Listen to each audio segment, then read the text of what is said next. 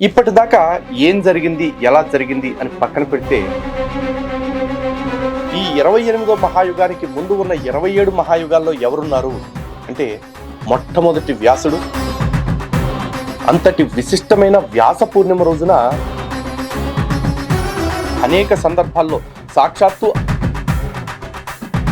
ఇక వ్యాస భగవానుడి తర్వాత అంత స్థాయిలో ఇప్పుడు మనకి జ్ఞానాన్ని అందించిన వ్యక్తి కలియుగంలో వ్యాసుడు మాకు ప్రమాణం కాదు, శంకరాచార్యుల విగ్రహాలు బయటపడేయాలనేవాడు ఎవడన్నా ఉంటే సాయిబాబాకి గురువు అనిపించుకునే యోగ్యత ఉందా?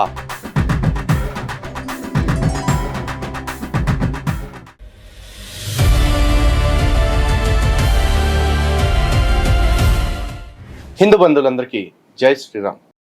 గురు పూర్ణిమ పండుగ వచ్చేస్తుంది. ఇప్పటిదాకా ఏం జరిగింది, ఎలా జరిగింది అని పక్కన పెడితే ఈ సంవత్సరం నుంచి ఖచ్చితంగా ఇంకాస్త ఎక్కువ మార్పు రావాల్సి ఉంది. మరి పర్టికులర్గా గురువు అనిపించుకునే యోగ్యత ఏమాత్రం లేని వాళ్ళని గురువులుగా పూజించటం, అటువంటి వాళ్ళ దగ్గరికి వెళ్ళి గురు పూర్ణిమలు జరిపించుకోవటం ఏదైతే ఉందో ఈ పద్ధతి మారాలి. నేను ఎవరి గురించి చెప్తున్నాను అనేది చివరిలో చెప్తా, కానీ దానికంటే ముందు అసలు గురు పూర్ణిమ అంటే ఏమిటి అనేది క్లుప్తంగా చెప్పుకుందాం. ఎందుకంటే మన హిందువులకు కూడా చాలా మందికి తెలియాలి కదా. నిజానికి దీని అసలు పేరు గురు పూర్ణిమ కాదు, వ్యాస పూర్ణిమ లేదా వ్యాస పౌర్ణమి. అంటే వ్యాస భగవానుడి యొక్క పుట్టినరోజుని సనాతన ధర్మంలో ఈ రోజు మనం ఏదైతే చూస్తున్నామో సనాతన ధర్మ విజ్ఞాన సర్వస్వం కూడా వ్యాసోచ్చిష్టమే. అందుకే వ్యాసోచ్చిష్టం జగత్ సర్వం అని చెప్తారు. అంటే ఇప్పుడు మనం వింటున్న అనుకుంటున్న జ్ఞానం అంతా కూడా వ్యాసుల వారి యొక్క ఉచ్చిష్టము. అంటే ఆయన ఎంగిలి మాత్రమే. ఎంగిలి అంటే ఇది అవమానకరమైన పదం కాదు, అంటే ఆయన నోటి నుంచి వచ్చినదే ప్రతిదీ కూడా. చాలా మందికి కూడా తెలుసు, కానీ ఒకటి అరా తెలియని వాళ్ళు ఎవరైనా ఉంటే వాళ్ళకి తెలియాలన్న ఉద్దేశంతో చెప్తున్నా.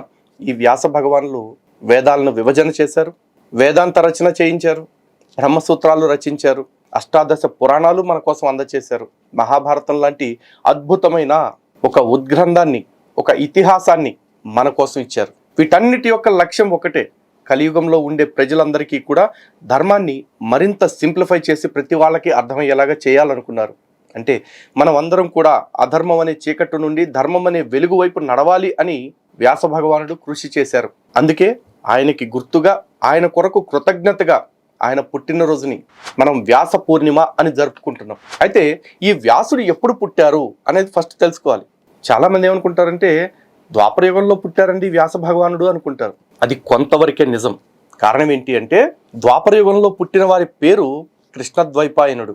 మరి కృష్ణద్వైపాయనుడిని వ్యాసుడిగా ఎందుకు పిలుస్తున్నాము లేదా వ్యాసుడిగా ఎందుకు కొలుస్తున్నాము అంటే ఈ వ్యాస అనేది ఒక పేరు కాదు, ఒక పదవి. ఏ విధంగా అయితే యమధర్మరాజు ఒక పదవో, ఏ విధంగా ఇంద్రుడు ఒక పదవో, అలాగే వ్యాస అనేది కూడా ఒక పదవి. ప్రతి మహాయుగానికి ఒక్కో వ్యాసుడు ఉంటాడు. మహాయుగము అంటే ప్రతి 4 యుగాల్ని కలిపి ఒక మహాయుగము అంటారు. అందులో కృత, త్రేత, ద్వాపర, కలియుగాలు ఉంటాయి. మొత్తం కలిపి 43,20,000 సంవత్సరాలు ఉంటుంది. అటువంటి ఒక మహాయుగానికి ఒక్కో వ్యాసుడు ఉంటాడు. ఈ కాల ప్రమాణాన్ని కొంతమంది అంగీకరించవచ్చు, అంగీకరించకపోవచ్చు. ఎవరు అంగీకరించినా అంగీకరించకపోయినా మన సనాతన ధర్మం ఇది చెప్తుంది అంటే దానికి ఖచ్చితంగా ఏదో లెక్క ఉంటుంది. అలాంటి చతుర్యుగానికి ఉండే వ్యాసుల్లో ఇప్పటి మహాయుగానికి ఉన్న వ్యాసుల వారి పేరు కృష్ణద్వైపాయనుడు. మరి ఇది ఎన్నో యుగము అంటే ఇది 28వ మహాయుగం ప్రస్తుతం మనం ఉంటున్నది. మరి ఈ 28 మహాయుగాలకి ముందు ఎవరున్నారు వ్యాసులుగా అంటే దీనికి ముందు కూడా అనేక మన్వంతరాలు గడిచాయి, అనేక మహాయుగాలు గడిచాయి. అయితే ఈ 28వ మహాయుగానికి ముందు ఉన్న 27 మహాయుగాల్లో ఎవరున్నారు అంటే మొట్టమొదటి వ్యాసుడు సాక్షాత్తు బ్రహ్మదేవుడు. ఆ తర్వాత 2వ యుగానికి స్వయంభూ మనువు. ఇక ఆ తర్వాత క్రమానుగతంగా శుక్రాచార్యుల వారు, దేవగురువైన బృహస్పతి, సాక్షాత్తు సూర్యుడు, యమధర్మరాజు, అదేవిధంగా వశిష్ఠ మహర్షి, ఆ తర్వాత వాల్మీకి మహర్షి, వీళ్ళందరూ కూడా వ్యాసులుగా ఆయా మహాయుగాల్లో ఉన్నారు. ప్రతి మహాయుగంలో కూడా ఈ 4 యుగాల చక్రం అనేది ఉంటుంది. అంటే కృత, త్రేత, ద్వాపర, కలియుగాలు అనేవి ప్రతి మహాయుగంలో కూడా ఉంటాయి. అలాంటి మహాయుగాల్లో 28వ మహాయుగం ఇప్పుడు మనం చూస్తున్నాం. ఈ 28వ మహాయుగానికి ముందు నుంచి చూసుకున్నట్లయితే 24వ మహాయుగానికి వాల్మీకి మహర్షి వ్యాస భగవానుడిగా ఉన్నారు. ఇక ఆ తర్వాత 25వ మహాయుగానికి శక్తి మహర్షి. ఈ శక్తి మహర్షి అంటే ఎవరు? సాక్షాత్తు వశిష్ఠ మహర్షి యొక్క కుమారుడు. అందుకే విష్ణు సహస్రనామ స్తోత్రంలో కూడా మనకు ఒక శ్లోకం వస్తుంది, వ్యాసం వశిష్ఠ నప్తారం శక్తే పౌత్రమకల్మషం అని చెప్పేసి. వ్యాసం వశిష్ఠ నప్తారం శక్తే పౌత్రమకల్మషం అంటే వశిష్ఠ మహర్షి యొక్క ముని మనవడు, శక్తి మహర్షి యొక్క మనవడు, పరాశర మహర్షి యొక్క కుమారుడు అయిన వ్యాస భగవానుడికి అని చెప్పేసి చెప్తున్నారు. అంటే సాక్షాత్తు వశిష్ఠ మహర్షి వ్యాస పదవిని అలంకరిస్తే ఆ తర్వాత శక్తి మహర్షి 25వ మహాయుగానికి వ్యాసుడిగా ఉన్నారు. ఆ తర్వాత 26వ మహాయుగానికి ఆ శక్తి మహర్షి కుమారుడైన వ్యాస మహర్షి, ప్రస్తుత కృష్ణద్వైపాయన వ్యాస మహర్షి యొక్క తండ్రి అయిన పరాశర మహర్షి వ్యాసుడిగా ఉన్నారు. ఆ తర్వాత 27వ మహాయుగానికి జాతూకర్ణ మహర్షి వ్యాసుడిగా ఉన్నారు. ఈయన వేదాలకు వ్యాకరణ నియమాలని ఏర్పాటు చేసిన వారు. ఆ తర్వాత 28వ మహాయుగానికి ఇప్పుడు మనం చూస్తున్న వ్యాసుల వారు కృష్ణద్వైపాయనుడు. ఇక రాబోయే 29వ మహాయుగానికి వ్యాస పదవిని అలంకరించబోయేది ద్రోణాచార్యుడి కుమారుడైన అశ్వత్థామ. ఈ విధంగా ఈ వ్యాస అనే శబ్దానికి ఎంతో గొప్ప అర్థం ఉంది. వ్యాస అనే శబ్దానికి అర్థం ఏంటి?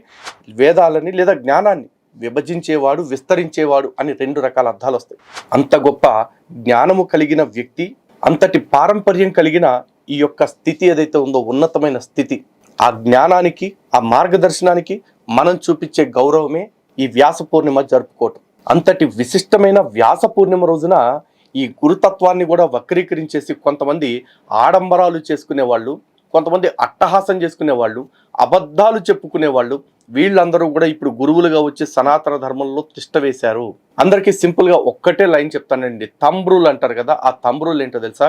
ఎవరైతే నేను భగవంతుడి యొక్క సంబంధిని, నేను మాత్రమే భగవంతుడికి ప్రత్యేకము, లేదా నేనే భగవంతుడిని అని చెప్పుకునే వ్యక్తులు ఉంటారో వాళ్ళు ఎవరైనా సరే, అటువంటి వాళ్ళు గనక మేము నిజమైన గురువులము, మేమే భగవత్ స్వరూపులము అని చెప్పుకుంటే ఖచ్చితంగా అలాంటి వాళ్ళకి దూరంగా ఉండండి.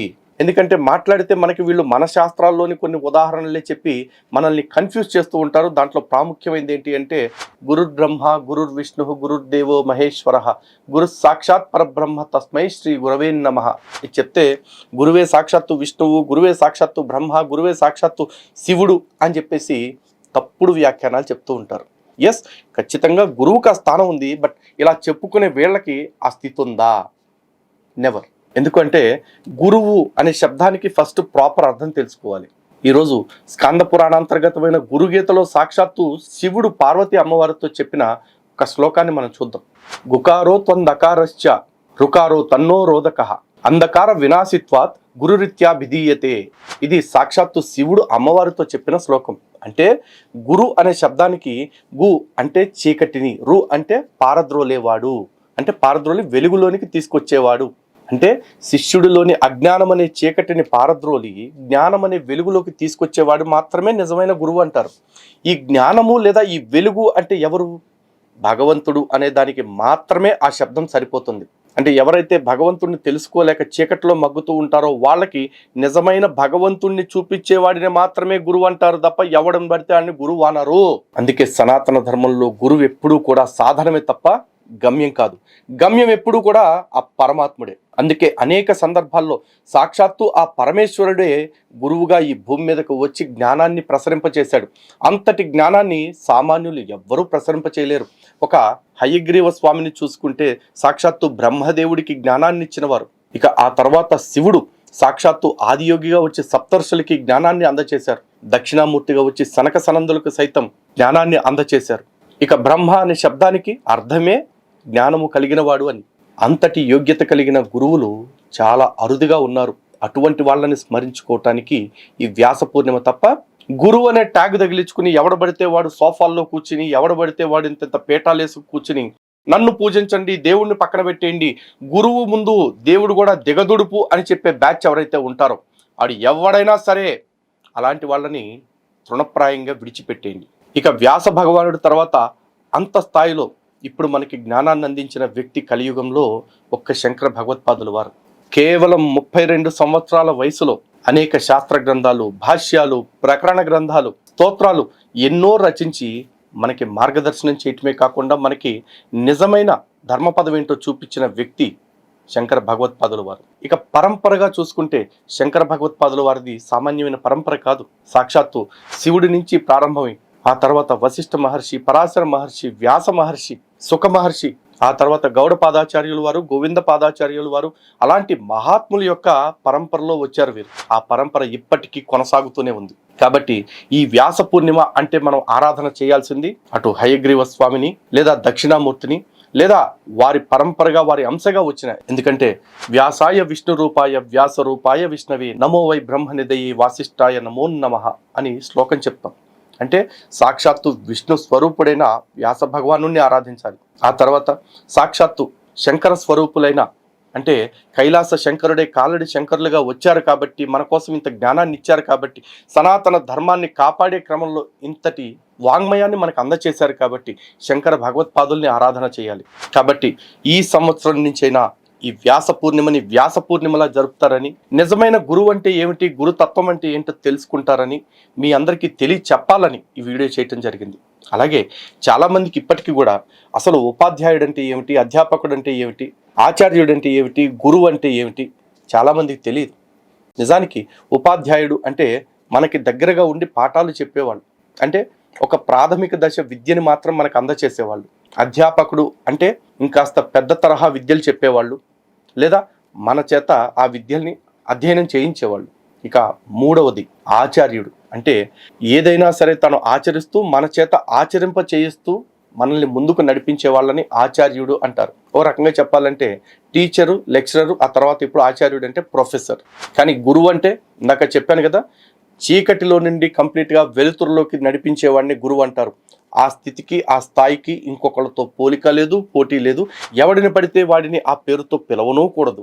అండ్ మరీ పర్టికులర్గా నేనే దేవుడిని, నేను దేవుడికి ఆల్టర్నేటివ్ని అని చెప్పుకుంటే మాత్రం ఖచ్చితంగా వాడు అబద్ధం చెప్తున్నాడు, వాడు మోసగాడు. అలాంటి మోసగాడు నుంచి మిమ్మల్ని మీరు కాపాడుకుంటూ ఉండాలి. మీ వంశాన్ని, మీ పిల్లల్ని, మీ ఆడవాళ్ళని కూడా కాపాడుకోవాలి. అలాగే చాలామంది ఇప్పటికీ గురువుల మాయలో ఉంటే మీకు అనిపించవచ్చు, మా గురువు గారికి ఏం తక్కువ అని చెప్పేసి. మీ గురువు గారికి ఏం తక్కువ ఏమి ఎక్కువ తెలుసుకోవాలి అంటే ఆ గురువుకి ఈ శంకరులు లేకపోతే వ్యాస భగవానులు చెప్పిన జ్ఞానానికి కంపారిటివ్గా చెప్పుకోండి. ఈ గురువు ఒక్కటైనా సరే శంకర భగవత్పాదులు చెప్పండి, వ్యాసుల వారు చెప్పనిది కొత్త జ్ఞానాన్ని ఒక్కటంటే ఒక్కటి లోకోపకారం చేసే జ్ఞానాన్ని చెప్పాడా లేదా అని ఆలోచించుకోండి. అలా చెప్పకుండా శంకరులని, వ్యాసుల వారిని అవమానించేవాడు, వ్యాసుడు మాకు ప్రమాణం కాదు, శంకరాచార్యుల విగ్రహాలు బయటపడేయాలనేవాడు ఎవడన్నా ఉంటే అలాంటి పందులతో దూరంగా ఉండండి. అండ్ ఇక చివరాఖరగా చాలా మందికి ఉండే డౌట్, సాయిబాబాకి గురువు అనిపించుకునే యోగ్యత ఉందా, లేకపోతే దైవం అనిపించుకునే యోగ్యత ఉందా అని. ఎవడైనా నమ్మి నాకు సాయి దేవుడు, సాయి గురువు అనుకుంటే మీ ఇష్టం, దానికి నేను అబ్జెక్షన్ పెట్టను. ఎందుకంటే విశ్వాసం ఉన్న చోట ఇక చర్చకి తావులేదు. మీ గుడ్డి విశ్వాసమా లేకపోతే మంచి విశ్వాసమా, మీ విశ్వాసంతో మీరు ఉండండి. కానీ ప్రమాణాలతో మాట్లాడాలి అంటే మాత్రం ఖచ్చితంగా చెప్తున్నాను, సనాతన గ్రంథాల ప్రమాణంతో మాట్లాడాలంటే సాయికి దేవుడు కాదు కదా, గురువు కాదు కదా, కనీసం తన హిందూ అనిపించుకునే యోగ్యత కూడా లేదు. దీని మీద ఎవరితో అయినా చర్చకు నేను సిద్ధమని ఎప్పటి నుంచో చెప్తున్నా, కానీ వాళ్ళు ఏమంటారంటే మీతో చర్చలు ఏమిటి అంటున్నారు. బాబు గుర్తుపెట్టుకోండి, ఎవరైనా ప్రశ్నించేవాడితోనే చర్చ చేయాలి, ప్రశ్నించేవాడికే సమాధానం ఇచ్చి వాడిని కన్విన్స్ చేయాలి. కానీ అలా కాకుండా మేము ఇలాగే చేస్తాము అంటే మీ ఇష్టం వచ్చినట్టు చేయండి. కానీ నా హిందువులకి సరైన మార్గదర్శనం చేసుకునే హక్కు, స్వేచ్ఛ ఈ రెండూ నాకున్నాయి. కాబట్టి నా హిందువులు మోసపూరిత మార్గాల్లో వెళ్లకుండా వాళ్ళని సరైన మార్గంలో నడిచేలాగా శాస్త్ర ప్రమాణాలతో కూడిన వాక్యాలు చెప్పుకునే యోగ్యత, అర్హత రెండూ నాకున్నాయి. అదే నేను చేస్తూ ఉన్నాను. సో మీకు నచ్చిన వాటి కోసం నా ధర్మానికి సంబంధించినవి చెప్పుకోవద్దని మీరు నన్ను బ్లాక్మెయిల్ చేసే స్థితి ఉండకూడదు. సో హిందూ బంధువులారా, మీ అందరికీ అర్థమయ్యేలాగా క్లుప్తంగా చెప్పానని అనుకుంటున్నాను. అందుకే ఈ సంవత్సరం నుంచైనా వ్యాస పూర్ణిమని వ్యాస పూర్ణిమలాగా జరుపుకుందాం. ఇప్పటికే వ్యాస పూర్ణిమని వ్యాస పూర్ణిమలాగా జరుపుకుంటున్న మహాత్ములు ఎవరన్నా ఉంటే వాళ్ళందరికీ కూడా హృదయపూర్వక నమస్కారాలు తెలియజేస్తున్నాను. ఇక ముందు మారాల్సిన వాళ్ళు ఎవరైనా ఉంటే దయచేసి ఈ విషయాలు తెలుసుకున్న తర్వాత అయినా మారతారని మనస్ఫూర్తిగా కోరుకుంటున్నాను. ఇప్పటికే చాలామంది నాకు వీడియోస్ ఫార్వర్డ్ చేస్తూ ఉన్నారు. ఇంట్లో నుంచి పాత ఖాతాలు, అంటే సాయిబాబా విగ్రహాలు అవి బయట పడేస్తున్నవి, పగలగొడుతున్న వీడియోస్ చాలామంది వాట్సాప్ చేస్తూ ఉన్నారు. అది ఒకటో అరో అయితే మనం షార్ట్స్లో పెట్టడానికి అవుతుంది, కానీ రోజు 2-3 పంపిస్తూ ఉంటే ప్రతిరోజు అవే షార్ట్స్లో పెట్టలేకపోతున్నాం. బట్ స్టిల్ అవన్నీ కూడా మనకి ఎవిడెన్స్ లాగా ఉంటుంది. అట్లాంటి వాళ్ళు ఎవరన్నా ఉంటే కనుక మా నెంబర్కి వాట్సాప్ చేయండి. కానీ మళ్ళీ చెప్పేది ఏంటి అంటే, మనం ఏది చేసినా కూడా గౌరవప్రదంగా చేద్దాం. ఆయన విగ్రహాలు తీసేయాలి ఇంట్లోంచి అనుకుంటే తీసి గౌరవప్రదమైన స్థానంలో పెట్టేయండి, లేదా నిమజ్జనం చేయండి. అంతేగాని ఎలా పడితే అలా పగలగొట్టేయకండి. ఇది జస్ట్ ఒక అడ్వైస్, మీరు తీసుకోవాల్సిన అవసరం లేదు, బట్ నా సైడ్ నుంచి నేను చేసే అడ్వైస్. సో రాబోయే వ్యాస పూర్ణిమని నిజమైన గురువుల ఆధ్వర్యంలో వ్యాస పూర్ణిమని వ్యాస పూర్ణిమలాగే జరుపుకుంటారని, సాయి పూర్ణిమలాగా మార్చడాన్ని మనస్ఫూర్తిగా కోరుకుంటున్నాను. జై శ్రీరామ్, భారత్ మాతకి జై.